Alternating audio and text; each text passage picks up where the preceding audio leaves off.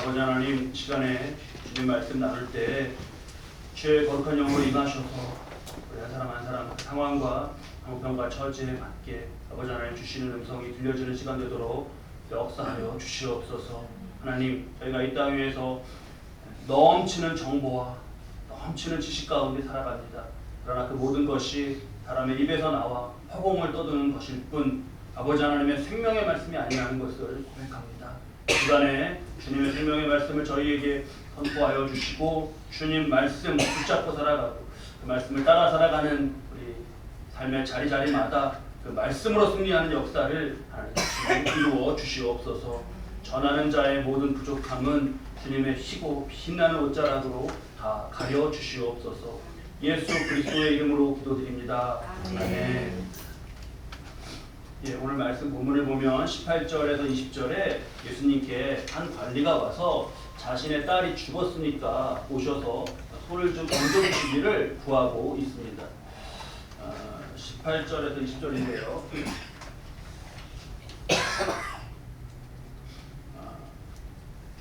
내 딸이 방금 죽었사오나 오셔서 그 몸에 손을 얹어주소서. 그럼 알겠 말이다. 죽은 사람이 손을 얹는다고 살아난다? 믿을 수 없는 얘기죠. 근데 그렇게 요청을 하고 예수님은 그 집으로 향하십니다. 그렇게 해서 가는데 19절에 예수님께서 일어나서 따라가시매 제자들도 가더니 뭐 제자들도 당연히 따라가야겠죠. 근데 그렇게 가는 중에 20절에 보니까 12해 동안이나 혈루증을 앓는 여자가 예수의 뒤로 와서 그 고독발을 만지니 12년 동안 혈루증이라는 병을 앓았습니다. 이 여인은 예수님을 따라오면서 내가 예수님 옷자락만 좀 이렇게 만져도 나 병이 낫고 구원을 얻을 것이다라는 그러한 너무나 강해서 출처를 알 수 없는 그런 믿음을 가지고 따라왔어요. 많은 사람들이 이 여인이 옷만 잡아도 나을 것이다 라고 하는 믿음을 가진 그 믿음을 칭찬합니다. 맞습니다. 정말 놀라운 믿음이에요. 놀라운 믿음이에요. 그런데 믿음 전에 먼저 좀 봐야 될 게 있습니다. 그건 뭐냐 하면 뒤에서 따라. 예수님의 뒤에서 따라온 거예요. 지금 여기 혈루증이라는 병은 우리 여성분들 잘 아실 텐데 그 자궁의 출혈입니다. 정상적인 그런 생리현상이 아니라 그냥 하혈을 수시로 막 하는 거예요. 지금처럼 건강과 영양을 신경 쓰면서 살아가는 그런 시대도 아닌데 당시에 12년 동안 그런 하혈에 계속 시달렸다면 이 여인은 아마 거의 모습이 시체나 다름없는 창백하고 마르고 힘없는 그런 모습이었을 겁니다. 누가복음에도 같은 말씀이 같은 사건이 기록되어 있는데 누가복음 8장 43절을 보면 12해를 혈루증을 앓는 중에 아무에게도 고침을 받지 못하던 여자예요. 이 사건은 제자들이 보기에도 굉장히 특별하고 이렇게 인상적이었던 것 같아요. 많은 치유 사건 중에서도 마가도 이것을 기록했습니다. 근데 여러 제자가 기록을 하니까 그 여인에 대해서 다양하게 이렇게 취재를 여러 명이 하면 각각 여러 가지를 알 수 있지 않습니까? 그래서 여러 가지 것을 알 수 있어서 참 좋은데 마가복음 5장을 보니까 우리 마가복음 5장 말씀을 함께 우리 읽겠습니다. 12해를 혈루증으로 앓아온 한 여자가 있어 많은 의사에게 많은 괴로움을 받았고 가진 것도 다 허비하였으되 아무 효용이 없고 오히려 더 중하였던 차에 그러니까 이 의사는 이래야 된다 그러니까 막 그렇게 해보고 또 저 의사는 저래야 된다니까 막 그렇게 해보고 그랬는데 아무 것도 되지 않았어요. 낫지가 않았어요. 그럴 때마다 희망을 품고 따랐지만 번번이 그냥 무산됐습니다. 여러분 희망 고문이라는 말 아시죠?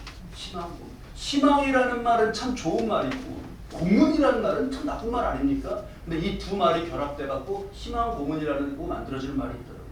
희망을 가지고 그런데 안 되고 또 희망을 갖고 안 되고 그러면 가뜩이나 몸도 이게 계속되는 하열로 힘든데 마음마저 완전히 황폐해져 버리는 거죠. 돈도 다 써버렸습니다. 이게 모습도 창백하고 내면도 얼마나 위축이 되어 있겠습니까? 이 여인이. 바로 그러한 이 여인의 처지, 여인의 상황이 예수님을 뒤에서 이렇게 따라오고 있는 거예요. 초심스럽게 따라오고 있는 그런 모습에서 우리는 이 여인의 이러한 처지를 읽어야겠습니다. 물론 율법에서 이 하여라는 것은 부정하고 해서 이제 격리가 있어야 되는 그 규정이 있어서 아마 딱 앞으로 예수님 앞으로 나서지 못한 그런 점도 물론 있습니다. 그런데 동일한 규정이었던 문둥병자나 다른 병자들은 그렇게 했던 것에 비하면 이 여인은 완전히 다르거든요. 그래서 이 여인의 깊은 아픔을 그냥 이렇게 사람들 앞에 이러기도 싫고 그냥 뒤에서 조심스럽게 이러고 있는 모습에서 우리가 읽어야겠습니다.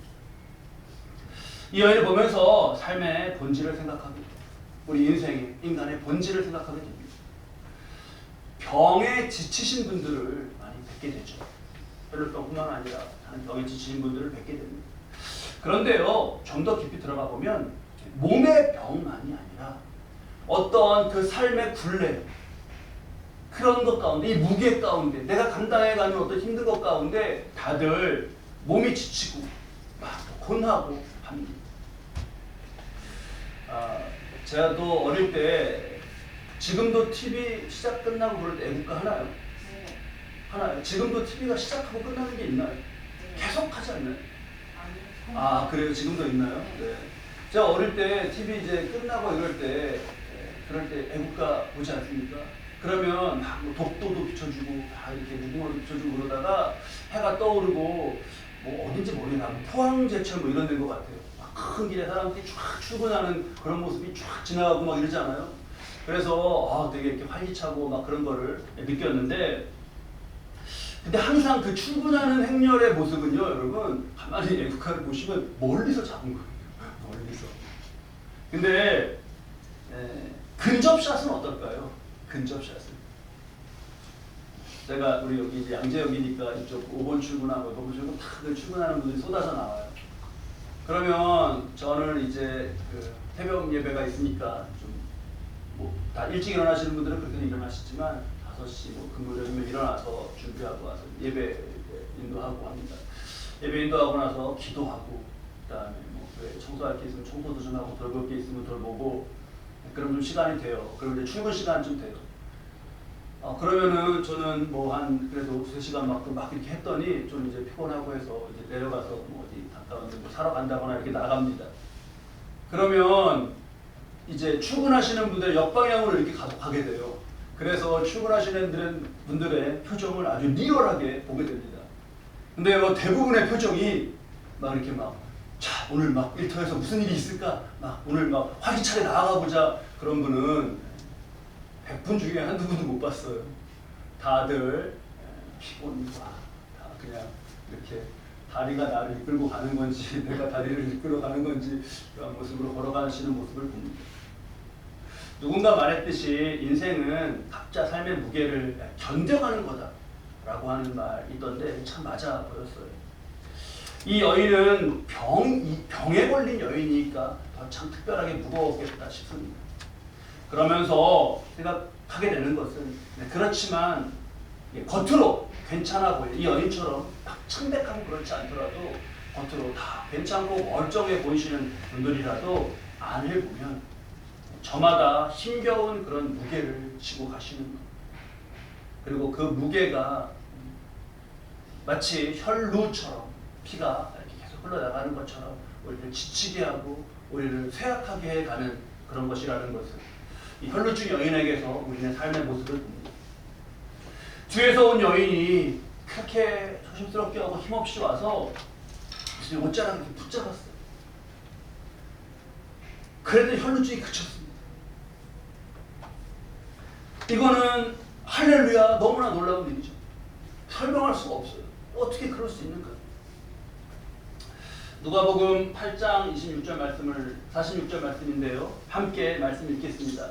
예수께서 이르시되 내게 손을 댄 자가 있도다. 이는 내게서 능력이 나갈 줄 알미로다 하시는데 이거밖에 예수님의 이 말씀밖에 다른 설명을 우리는 알지 못합니다. 이 말씀은 예수님이 막 힘을 이렇게 100% 우리 핸드폰 오늘 100% 이렇게 충전해서 갖고 나오듯이 이렇게 충전하고 가시다가 1% 쓰시고 2% 쓰시고 이렇게 막 달아져가고 밤이 되면 0%가 되셔가지고 어디 가서 좀 쉬자 그러신다는 말씀이 아니에요. 여기서 지금 내게서 능력이 나갔다 하는 거예요. 능력이라는 헬라어로 두나미스라는 히브리어로 그냥 두나미스예요. 두나미스. 근데 제가 그 뜻을 강조하느라고 능력, 폭발이란 말입니다. 그래서 두나미스 이렇게 발음하는 말이에요. 두나미스. 다이너마이트가 있죠. 팍 터지는 다이너마이트가 두나미스에서 파생돼 갖고 나온 말입니다. 이게 힘은 힘인데 우리가 이 땅에서 체험하지 못하는 그런 힘이에요. 두나미스. 예수님이 하나님으로서 가지시는, 메시아로서 가지시는 설명할 수 없고 형언할 수 없는 그런 힘, 능력, 두나미스. 그게 두나미스. 예수님으로부터 두나미스가 나가서 그 여인이 병이 나은 거예요. 인간이 스스로 해결하지 못하는 굴레와 스스로 벗어버릴 수 없는 그러한 무게는 하나님과 컨택될 때, 하나님의 능력과 입닿을 때 우리의 능력이 아니라 예수님이 내게서 능력이 나가서 라고 하실 때 그때 해결된다는 것을 우리는 이 사건에서 깊이 깨달아야 합니다. 목사님, 저는 병이 있는데 예수님 믿어도 저는 그냥 그대로인데요? 그러실 수 있습니다. 근데 우리가 이런 게 있어요. 우리는 있는 병만 알아요. 있는 병만. 고침받은 병은 잘 모릅니다. 그럼 없어졌으니까. 저도 이런저런 증상이 있어요. 여러분, 제가 병자로 보이십니까? 아니면 건강한 사람으로 보이십니까? 건강해 보이시죠? 네. 근데요, 건강이라는 거, 병이라는 게 그렇습니다. 따로 건강이 있고 따로 병이 있는 게 아니에요. 그냥 제가 병원에 가서 하루 종일 정밀 검사를 받아보면 이렇게 또 어떤 부분에서 여러 가지 수백 가지 수치 중에 어떤 거는 위험으로 가고 넘어가고 막 이러지 않습니까? 그러면 그냥 그 기준에서 넘어가면 그건 뭐예요? 병이에요. 그러니까 그렇게 병이 되는 겁니다. 감기가 있잖아요. 우리 감기. 여러분, 감기는 어느 순간부터 감기일까요? 건강하다가 약간 이렇게 몸이 좀 나 으슬으슬한데? 그러면 감기 몸살인가요? 그것까지 으슬으슬은 아니지 않아요? 그냥 으슬으슬이지. 조금 있다가 콧물이 좀 나는 듯 이런다. 그러면 감기라고 할까요? 아니면 걸렸다고 할까요? 아니면 그 전이라고 할까요? 이런 식으로 규정이 이게 병과 건강이라는 것은 그래요. 무슨 말이냐 하면 우리의 육신이 쇠해져가며 우리들이 맞는 증상들이 있습니다. 그 중에 낫는 것도 있고 유지하는 것도 있고 심해져가는 것도 있어요. 지금 이 혈루증 여인도 언젠가는 죽었지 않았겠습니까? 근데 그때 죽었을 때 가서 부검을 해보면 어딘가에 병으로 죽었을 거예요. 더 우리가 근본적으로 이 여인을 보면서 더 근본적인 부분으로 내려가야 됩니다. 그것은 뭐냐? 인생에는 우리 인간의 희망을 잃게 하고 힘을 빠지게 하고 지쳐 쓰러지도록 만드는 굴레와 무게가 있다. 하열과 같이 계속 그렇게 하는 것입니다. 그게 우리 인간에게 주어진 그냥 기본 값이에요. 디폴트 값이에요. 실존주의 철학자들이 이 부분을 가장 많이 연구했습니다. 실존주의 철학자들. 우리 인생과 인간의 실존을, 철학 용어는 이제 너무 복잡하고 그러니까 그런 건 빼고, 그 실존 철학자들이 아주 잘 대표적인 예로 쓰는 그런 예가 있던데 이게 너무 공감이 됐어요. 뭐냐 하면 이렇다는 거예요. 나그네가 길을 갑니다. 나그네가 길을 가는데 가다가 우물에 빠졌어요.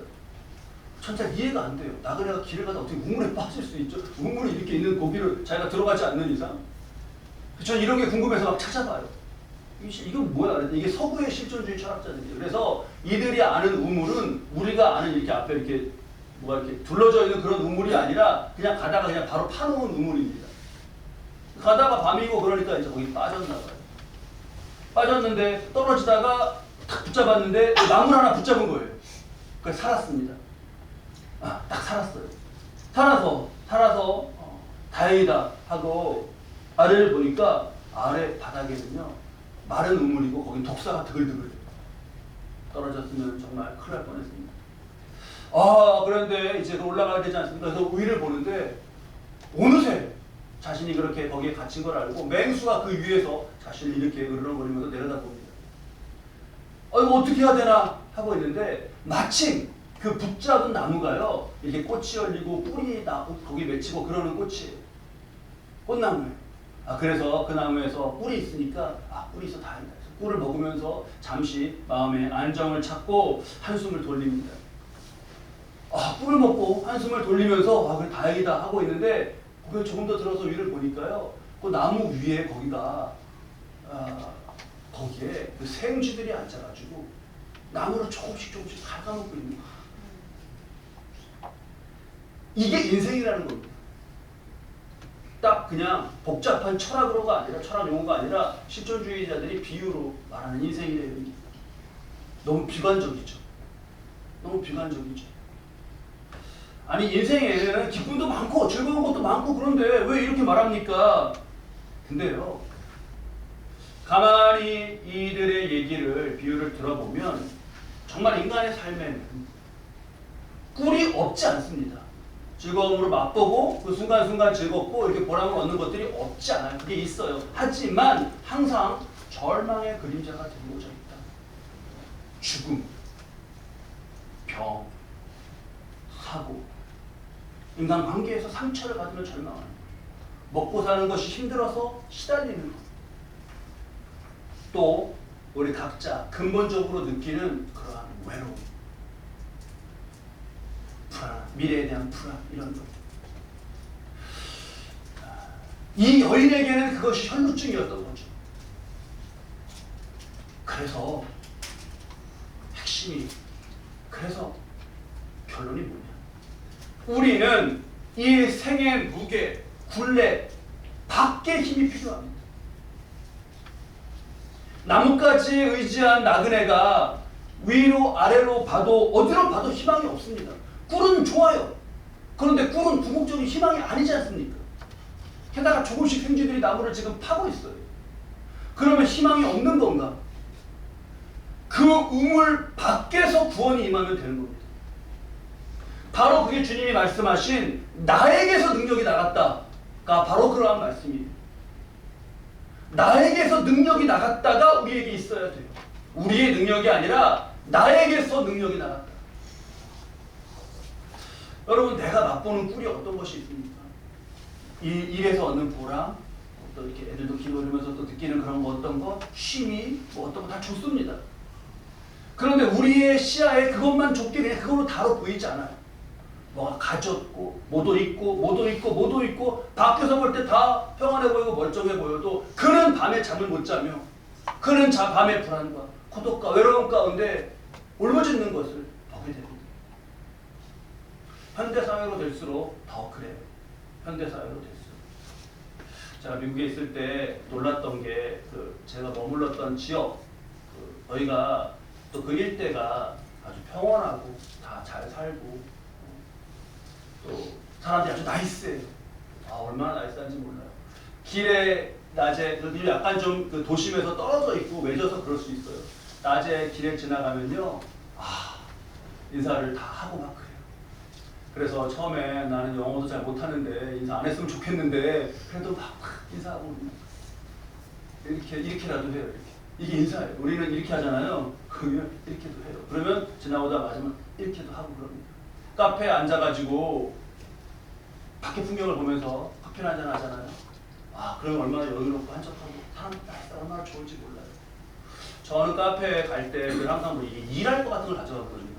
무슨 말씀을 준비한다거나 아니면 내가 밀린 서류 작업을 해야 된다거나 그럴 때 커피 한잔 하면서 이렇게 하는데 미국에서 그런 문화를 한국도 당연히 그런 게 있는데 저는 잘 그렇게 살지 못했어서 미국에서 처음 느꼈어요. 뭐냐 하면 그냥 아무것도 테이블에 안 놓고 핸드폰도 안 놓고 커피만 이렇게 놓고 마시는 거 있죠. 저는 그런 분들 그런 여유와 그게 되게 부럽더라고요. 그냥 우리는 커피 딱 꺼내놓고 핸드폰 바로 꺼내갖고 뭐 하면서 먹잖아요. 그게 아니라 커피 마시고 내려놓고 밖에 보면서 이렇게 가만히 있어요. 커피 마시고. 그래서 겉으로 볼 때 너무나 평온하고 너무나 참 고요하고 좋다 그렇게 느꼈는데요. 놀란 게 뭐냐 하면 제가 머물던 그 일을 포함해서 그 일대에서 여러분 가장 이렇게 데이터를 보니까 그 일대에서 가장 많이 팔리는 약이 뭐예요? 가장 많이 팔리는 약. 그게 그러니까 우리 한국으로 말하면 우울증약 같은 거. 안정제, 우울증. 그러니까 그때 제가 정말 놀라고 실망했습니다. 내가 낮에 보면서 느꼈던 그런 평온과 고요와 나이스함이 뭐예요? 밤에 먹는 약에 의해서 의지되는 거 아닌가? 너무 제가 극단적으로 말씀드리는 면은 있어요. 하지만 우리 현대사회에 그런 점이 있는 것만은 분명합니다. 평안을 갉아먹는 그 생쥐가 있고요. 떨어지기만 바라는 저 아래 뱀 같은 그런 것들. 힘을 내서 내가 올라가 보려고 의지를 가지려다가도 마주치면은 그냥 마음이 접히게 되는 그런 맹수도 있습니다. 그게 내 실존 안에 뭐 어떤 사람으로든 아니면 어떤 몸과 마음의 병이든 아니면 어떤 상황이든 아니면 자기 기준이든 그렇게 있는 거예요. 여기서 여러분 그럼 우리가 어떻게 해야 되나? 여기서 다른 사람 말 들으면서 거기서 해결책을 얻을 수 있습니까? 이 여인이 많은 사람의 말 들었지만 이 여인에게 남은 건 뭐예요? 없습니다. 누군가의 말 듣고 그래? 누군가가 이렇게 말해주는데 이렇게 하는데 저렇게 하는데 들었는데 나중에 거기 보니까 거기도 그 사람도 거기 나무에 매달려 있는 사람이에요. 당시에 여러분 혈루증이요. 방법이 없는 게 아니었습니다. 고치는 방법이. 이 방법 잘 여러분 알아두셔요. 타조알 있죠. 타조알. 타조알을요. 그 껍질을 잘 갈아가지고 배옷에다가 넣고 다니면 혈루병이 낫는다라는 민간 요법이 있었어요. 타조알 껍데기 갈아가지고 배옷에 넣어 갖고 다니면 혈루병 낫겠습니까?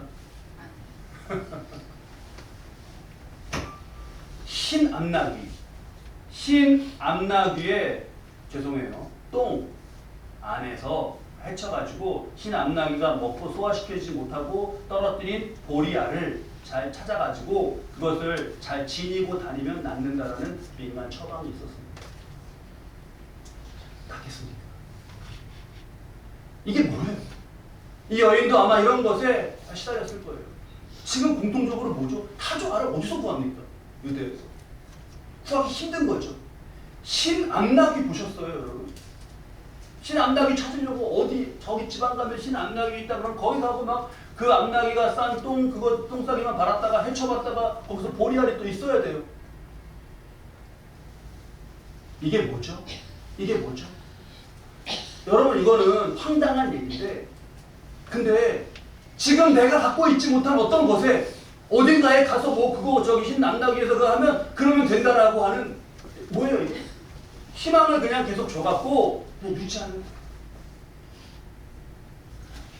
황당하죠. 여러분 이 민간 만약에 내가 혈루병이 있다 그럼 이 민간 요법 따르시겠습니까? 오래 안 따르죠. 근데요 사람이 진짜 힘들면 이런 것도 찾아 나서는 거 아시죠? 진짜 힘들면 이런 것도 찾아 나섭니다. 여인에게는 이게 너무나 정말 힘든 그런 상황인데 틀리는 말은 이런 거예요. 지금도 다 나름의 생애 굴레에서 공고한 영혼들이 무엇을 찾는가? 타조알을 찾아요. 흰 암나귀의 똥에서 나온 보리알 그걸 찾습니다. 그게 있으면 공통적으로 이거 구하기 힘든 것들이에요.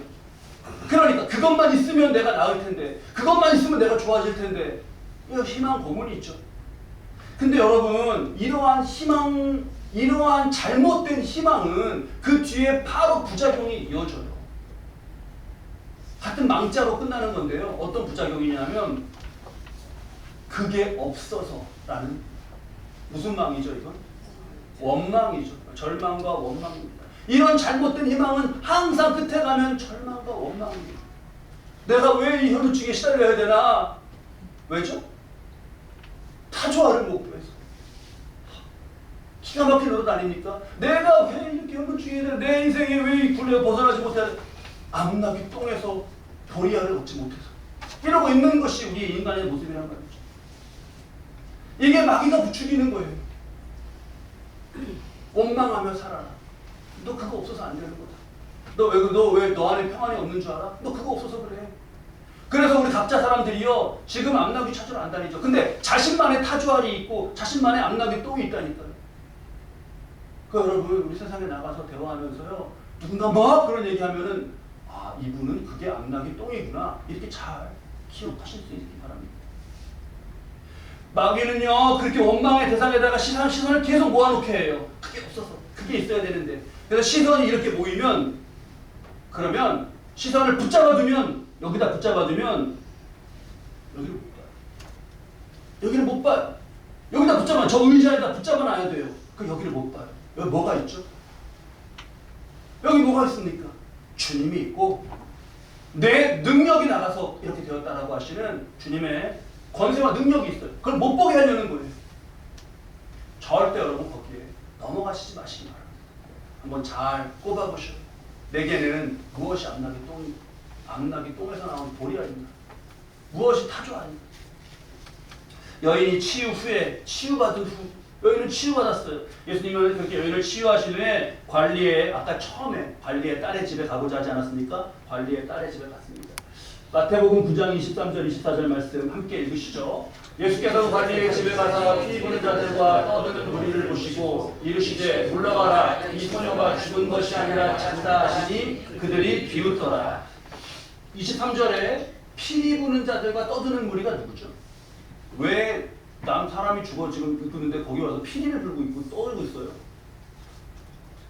성경에서 지금 저기에서 피리 부는 자와 떠드는 자라고 말하는 자는 누구냐면 유대에서는 사람이 죽으면 피리 부는 사람 그 피리 부는 사람 무슨 곡 부르겠어요? 어떤 느낌의 곡을 부르겠습니까? 울게 애도하면서 울게 계속 울게 하고 저기서 떠드는 무리는 사람들이 떠드는 것과 함께 그 곡하는 자를 불렀습니다. 이렇게 규정이 있었어요. 두 명이서 곡하는 자를 부르기. 그럼 곡하는 사람은 뭐 하고 있는 거예요? 계속 그렇게 하고 옛날에 저는 어릴 때 희미하게 봤는데 지금 거의 없죠 우리나라. 근데 유대에 있었어요. 그러니까 슬픈 노래를 부르면서 계속 이렇게 하는 사람을 세팅으로 만들어 놓은 거예요. 사람이 죽었으니까. 근데 거기에 가셔서 예수님이 뭐라 그러셔요? 24절에 네 처음에 뭐라 그러셨죠? 이르시되는 이렇게 말씀하셨다는 말이고 예수님 워딩으로 딱 나온 말은 물러가라. 여러분 우리의 입술에도 이 물러가라가 있기를 바랍니다. 물러가라. 이 소녀가 뭐라고요? 죽은 것이 아니라 잔다. 그러니까 주변의 사람들이 정신 나갔구만. 사람이 죽은 거하고 자는 것도 구별을 못해? 정신이 나갔구만. 비웃죠. 여러분들은 비웃으시겠습니까? 아니면 주목하며 예수님을 보시겠습니까? 응? 여러분 죽은 거 맞아요. 그래서 피리 부는 사람도 불러야 되고 곡하는 것도 맞습니다. 예수님이 안 계실 때까지는 그게 맞아요. 근데 예수님이 오셨잖아요. 그때부터는 상황이 다릅니다. 예수님은 물러가라 하셨어요. 우리도 이러한 것을 향하여서 물러가라라고 할 수 있어야 됩니다. 왜 예수님은 잔다시죠? 예수님은 잔다라고 하셨는데 아니 예수님 하나님의 아들이신데 사람이 죽은 건지 자는 건지도 구분을 못 하시나? 왜 잔다라고 그러신 거죠? 예수님이 부르시면 살아날 수 있으니까 잔다라고 하신 거예요. 그게 바로 나에게서 능력이 나갔다고 하시는 하나님의 전능하신 능력입니다. 바로 이 능력, 주님의 이 능력을 우리는 오늘 말씀에서 보고 우리 삶 가운데 역사하시는 그런 가운데 체험하면서 내 삶의 모든 것은 이 능력이 있다야겠구나 깨달아야 합니다. 여러분 능력이요 이게 차원이 다르면 생각하는 이 차원이 다르면요 완전히 전혀 다른 세계를 경험하게 돼요. 여러분 사원수가 1000명이에요. 1000명. 큰 회사예요? 작은 회사입니까? 사원수 1000명이면 꽤 크죠? 근데 그 회사가 부도가 났네요. 그런 거 어떻게 된 거예요, 회사? 망한 거 아닙니까? 1000명 되는 회사가 엄청난 금액으로 부도가 났어요. 망했습니다. 사원들이 며칠 문 닫을 날만 앞두고 회사에서 무슨 말 하면서 살겠습니까? 우리 회사 망했다. 회사 망했다. 부도 났다. 망했다. 그 회사 사장은 뭐라고 말할까요? 사장은 어떻게 해보려고 하는데 안 돼. 사장도 우리 회사 망했다. 이럴 거예요. 그러겠죠. 근데 여러분 그 회사를 보고 살리려는 의지를 가진 대통령은 뭐라고 말할까요? 대통령은 당신들 망하지 않았습니다. 할 거 아닙니까? 대통령이 할 수 있는 권한과 줄 수 있는 힘으로는 1000명 정도 회사 살리는 거는 일이 아니에요. 그건 일도 아니죠. 이거 이렇게 갖고 이거는 우리나라의 중요한 그런 거니까 여기다 공적자가 이렇게 해서 이렇게 살립시다. 금방 그냥 살립니다. 권세와 능력이라는 것의 차이는 이런 것이에요. 사람이 맡긴 권세와 능력 간에 그렇게 큰 차이가 납니다. 근데 하물며 인간과 하나님이 우리는 하나님의 능력과 권세 그것 거기 있다. 나의 여기 하열에 나의 여기에 곡하는 자의 곡에 피리 부는 자의 고기에 그게 아니라 그것을 다 물리칠 수 있는 물러가라 하고 하나님의 권세와 능력에 매달리는 그런 우리의 믿음이 되어야겠습니다. 우리는 저마다 힘겨운 인생의 무게 그리고 인간이기에 존재 자체로 지니게 되는 죄의 결과들 속에서 살아갑니다. 약간의 꿀도 있습니다. 근데 잠시 또 근심 또 절망 그림자가 드리워집니다. 여기서 예수님을 여러분 보시기 바랍니다. 창조, 구원, 영원의 능력을 가지신 주님을 보시기 바랍니다. 내 능력이 나갔다 라시는 그 주님, 그 주님의 능력을 의지하시기 바랍니다. 누가복음 8장 48절 55절 말씀 우리 마지막으로 두 절 말씀을 읽겠습니다. 예수께서 이르시되 따라 내 믿음이 너를 구원하였으니 평안히 가라 하시더라. 그 영이 돌아와 아이가 곧 일어나거늘 예수께서 먹을 것을 주라 명하시니 위의 것은 혈육중 여인에게 떠나보내면서 하신 말씀이고 밑에 것은 살아난 그 아이에게 향하여 아이를 위해서 부모에게 한 말씀입니다. 너를 구원하시니 평안히 가라 먹을 것을 줘라. 이 두 말씀에 공통점이 있습니다. 뭐죠? 평안히 가라. 먹을 것을 주라. 공통점이 뭐죠? 명령형입니다. 평안히 가라. 먹을 것을 주라. 여러분, 예수님이 명하셨어요.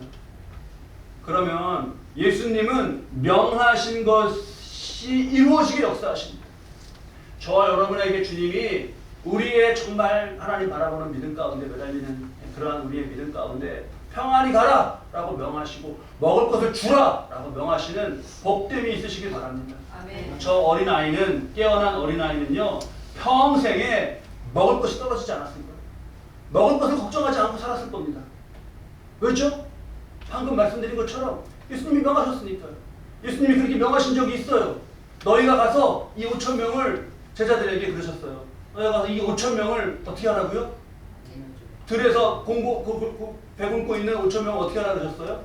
먹여라 그러셨어요. 명령형입니다. 역시. 그러니까 제자들이 뭐라 그래요? 제자들이 뭐가 없는데요? 먹일 게 뭐가 제자들이 예수님께 그랬어요. 뭐가 없는데요? 보리떡 2개, 물고기 5마리 보고 찾아오기 전에 여러분 예수님이 먹이라고 하신 이상 그 먹이시는 것은 예수님이 책임지셔요. 그래서 오병이어의 기적을 통해서 5,000명을 먹이셨습니다. 그로써 그 명을 하신 분이 누군지를 보셨어요. 여러분에게도 평안히 가라. 먹을 것을 주라. 하시는 주님의 명이 있으시길 바랍니다. 아멘. 옆에서 곡하고 피리 불고 울자 원망하자 하는 사람의 말 그 뒤에 마귀의 미혹에 넘어가지 않으시길 바랍니다. 그거 힘 빠지고 절망하게 바로 나의 혈루 피가 흘려 죽게 만드는 겁니다. 믿음으로 삽니다. 예수님을 봅니다.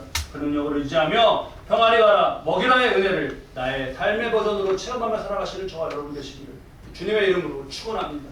아멘. 잠시 기도하시죠.